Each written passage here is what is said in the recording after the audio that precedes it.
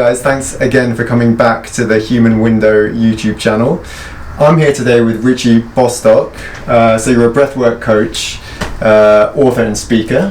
For someone who's not familiar with your story, could you give us a bit of a background about yourself, how you got interested in the field and your story up until now? Sure. Well, there's no university degree for breathing. It wasn't what I was originally planning to do in life, was teach people how to breathe.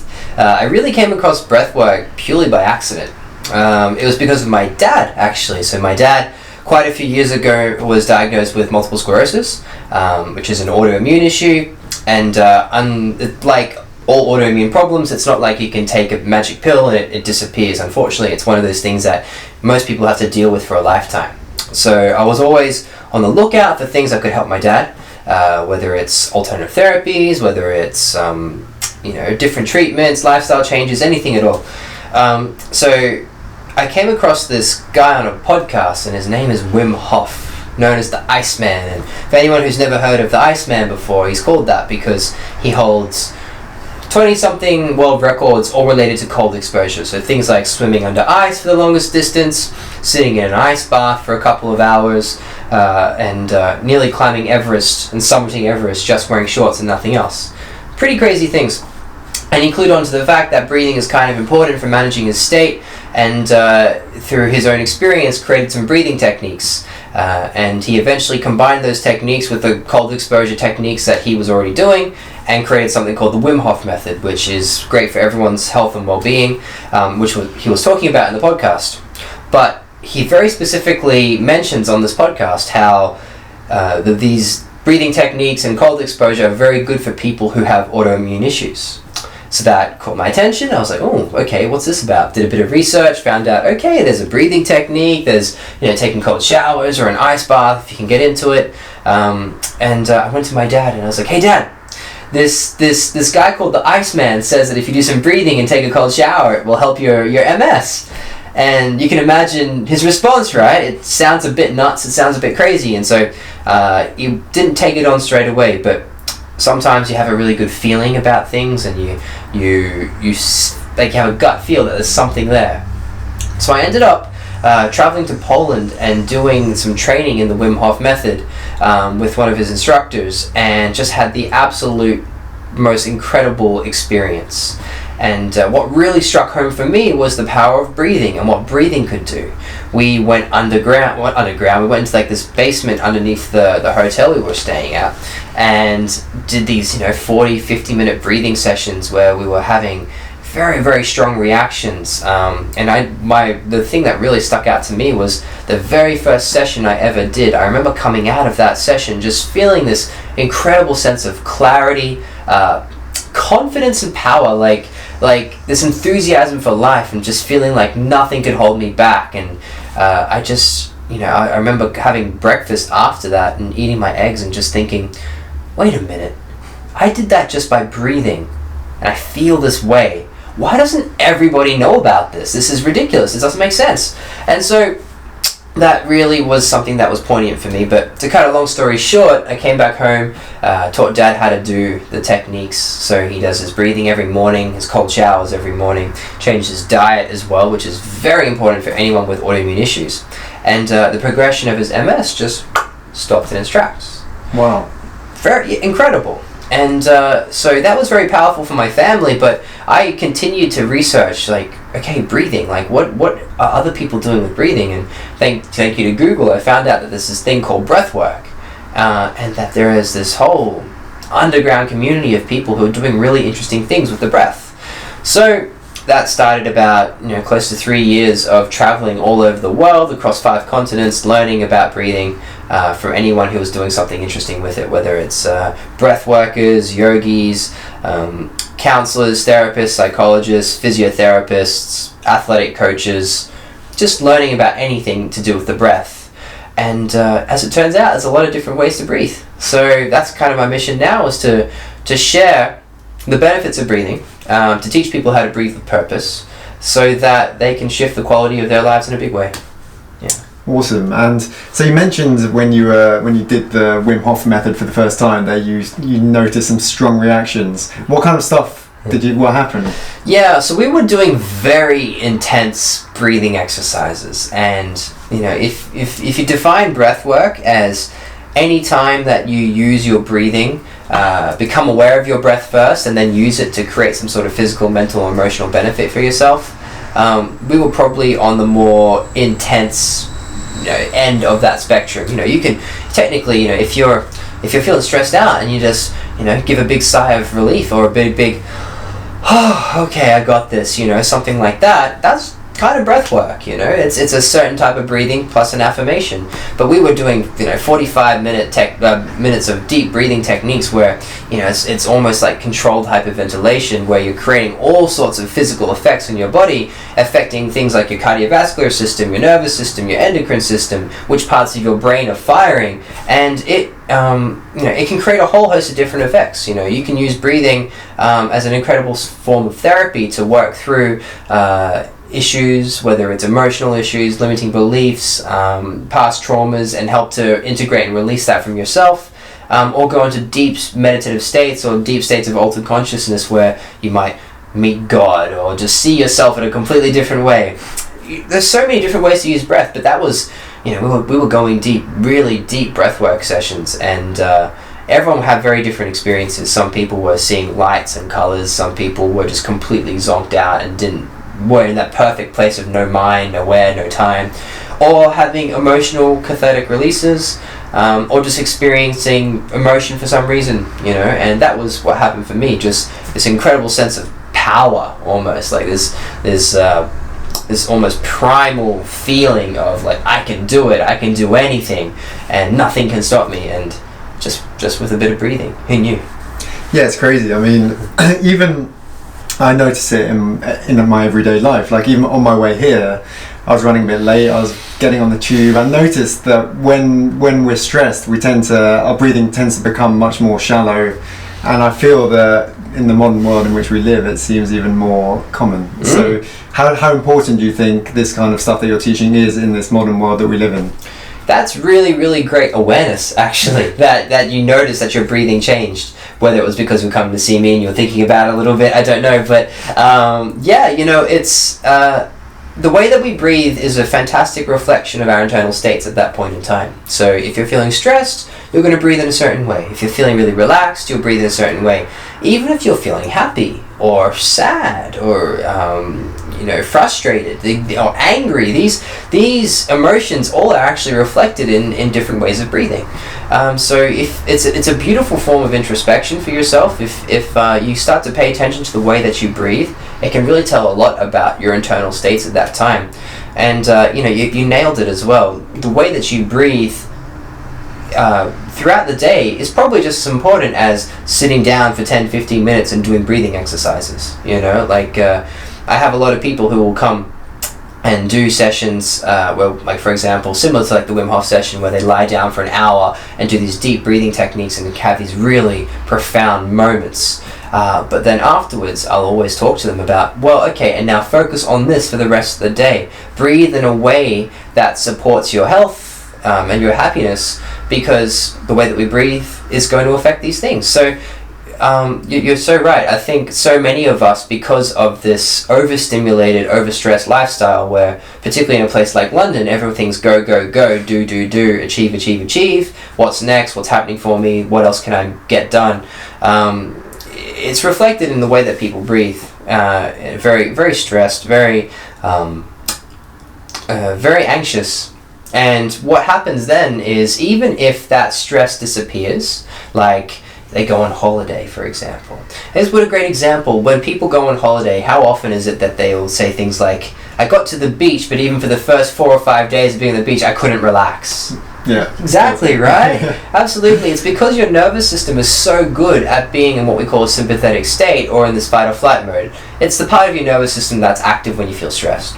And it becomes a little bit rigid so that you stay there. The body is a behavior forming machine. It's a habit forming machine. So if you are constantly stressed, your body learns how to breathe in a stressful way. And then you remove that stress, and even though the stress is gone, you'll continue to breathe in a stressful way, and that actually is going to affect the way that you feel. If you took a completely relaxed person and taught them how to breathe in an anxious way, within 1 minute, 90 seconds, you would see heart rate going up, cortisol levels going up, the body going into a stress response. So it's very, very important to be mindful of your breath, because it can be your absolute best friend, but it can be your worst enemy as well. Cool. And why is it, do you think, that we're having to kind of relearn how to breathe? Because it seems to me that it should be something that comes as second nature to human beings. So why do you think that there's a need for you to teach what you do? Yeah, absolutely. If you watch a child under the age of usually around 5 or 6 breathing, you'll see that they have a beautiful expansive breath starting in the belly, comes up into the chest, and it's flowing. It's really, really nice to see. It's almost like relaxing just to watch it. But there's a whole host of reasons why we learn to breathe in a way that doesn't serve us. And it can be as simple as things like wearing tight belts, tight trousers, tight skirts, tight dresses. Even when you go to the doctor as a young child, and then they get, was it the stethoscope they call it, right? And they put it up to here and they say, okay, I'm going to check your breathing, now breathe in. Straight away, this is telling you, okay, this is where the stethoscope is, this must be where I breathe. So you try and breathe into wherever he's pointing, and that sinks in, especially when you're a young child. And of course, general anxiety and stress is going to cause you to breathe in a stressful way. And then even things like just wanting to look sexy and slim. We have a fantastic culture of gut sucking, where people will suck in their bellies to try and look a little bit slimmer, which causes all sorts of dysfunctional breathing. In fact, bodybuilders, ballerinas, and models are some of the worst breathers quite often, just because they professionally suck bellies in, for a living, so they're really good at it. So yeah, and things like past traumas as well can get stuck in the body and cause you to breathe in ways that aren't completely useful for you. So there are lots and lots of different reasons. It's just life, and if you can start to remember how to breathe, and that's really all it is. It's just a remembrance and a stripping away of layers to get back to the way that we were when we came into this world. Then you'll experience huge difference and huge changes in your life. Cool. And so what kind of stuff do you teach then? Is it a range of different types of breathing, or is it just one's kind of set technique? Oh, a whole range. So Wim Hof was the very first style of breathing that I ever got into, but that set off was a catalyst to go and research all different types of breath work. So I've trained in a good chunk of them, and have tried and read about many others as well. And it's what I teach is really just how to use the breath as a tool depending on what you need at the time. So it can be as simple as having a 2 to 3 minute technique when you're feeling tired to help create some energy, or the opposite, to try and relax yourself. It could be breathing to try and get into meditative states, or to supplement a meditation practice so that you can breathe in a certain way for a little while and then go into your normal meditation practice, and it's like a speed ramp into getting into that meditative state. I work with athletes, teaching them how to breathe better for athletic performance.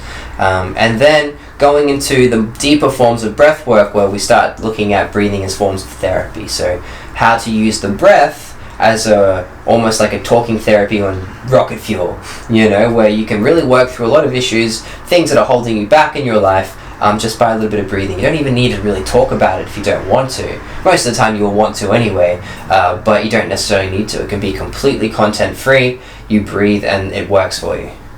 Yeah, I mean, it seems to me that what you're teaching is so important, because I think a lot of our daily lives these days keep us in our head. So I think some of the techniques you're talking about now are kind of a way to get out of our heads and into our bodies, I guess.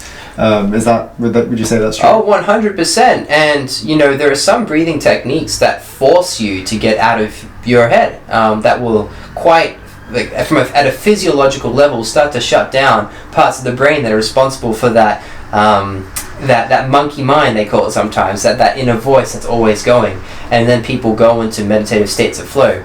It's one of the things that I teach in my classes here in London is, I do 30 to 50-minute classes where people come in, and the whole purpose of it generally is to go into these meditative states of flow, places of stillness that they've never experienced before, and it will happen within just a few minutes of doing breathing, and then they're in it for the next 20 to 30 minutes or so. So yeah, there are ways to breathe that at a physiological level puts you into that meditative state where you are out of your head, quite often into other parts of your body such as your heart, and experiencing levels of stillness, peace, calm, clarity, joy, gratitude, love, overwhelming ecstasy. Like, people have all sorts of emotional reactions, but it's always in the positive. And I heard you mention just earlier about it as a form of therapy as well.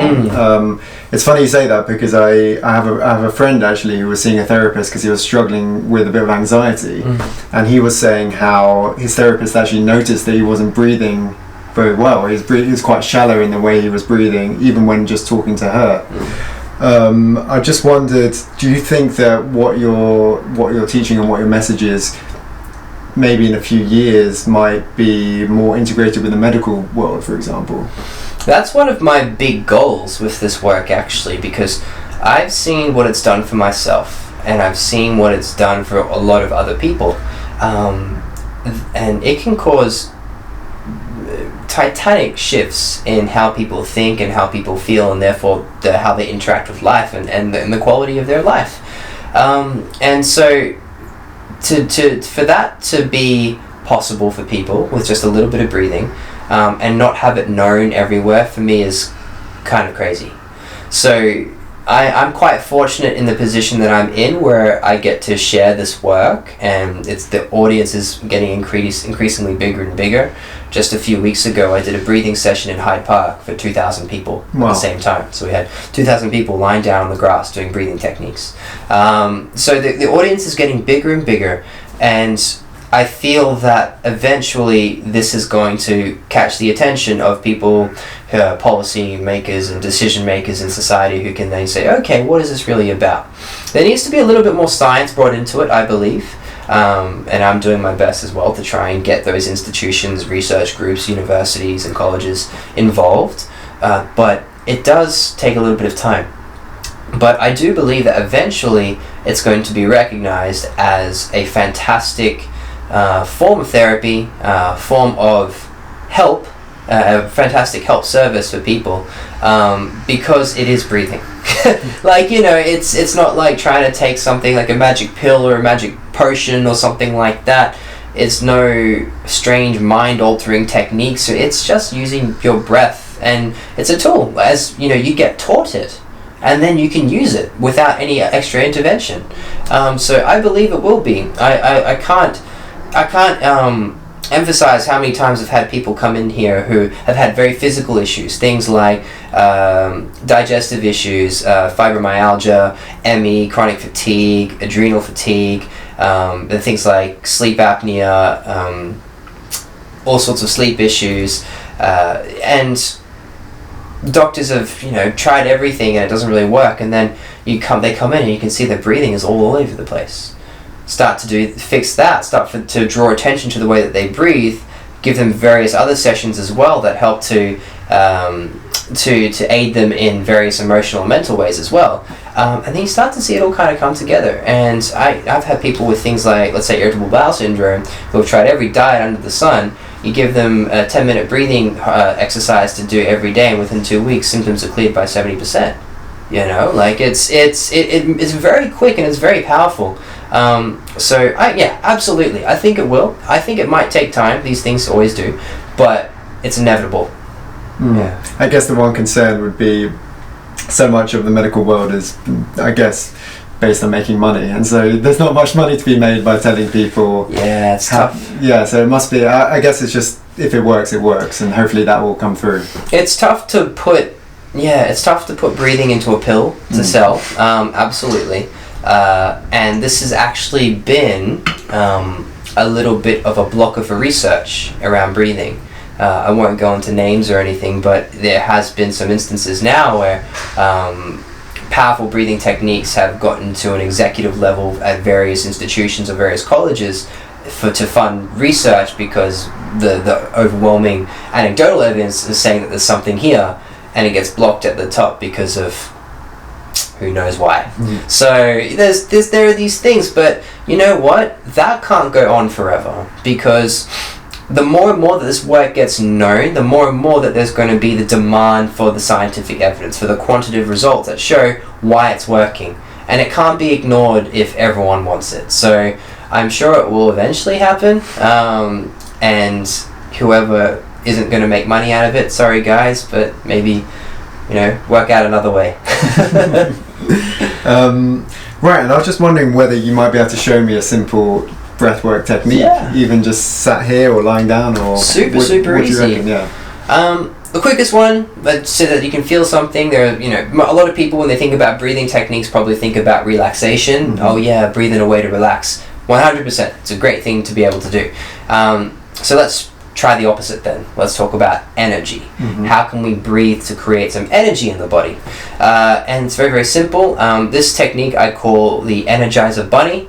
It's actually a modification of a Sufi technique. But I call it the Energizer Bunny because we do some short, sharp inhales through the nose, and when people are doing it for the first time, they start to like this, like they're wiggling their nose like a little bunny, right? So Energizer Bunny, it's very simple. It's 3 inhales through the nose, progressively filling up your lungs, followed by a relaxed exhale out through the mouth, almost like a sigh. Okay, but it's quite fast, and I'll demonstrate it, and then you can try it and let everyone know how it goes. So it's like this. So.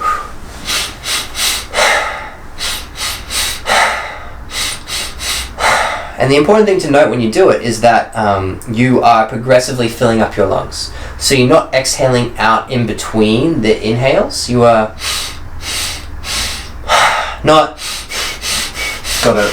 Yeah. So you want, by the time you get to the 3rd inhale, your lungs should feel like 90% full. And if anyone's going to try this at home, please don't do this in water. Please don't do this operating vehicles or any kind of machinery. Make sure you're in a place where you can sit or lie down, relax, and be comfortable and safe.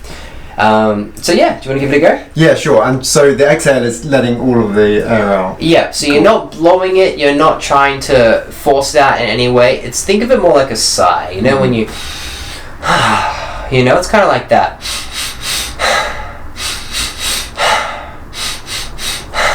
And also, what is also really useful to think about is trying to fill yourself up from the bottom to the top. So think about breathing into your belly first, breathing into your midsection, and the final breath is starting to come up into the higher chest. So, yeah? Cool, yes. Alright, so we'll only do it for like 45 seconds. Cool, so I'll wait for you to stop me. Yeah. I don't have time, but that's right, we'll just wing it. Cool. So, okay. Alright, ready? So exhale out through the mouth, just...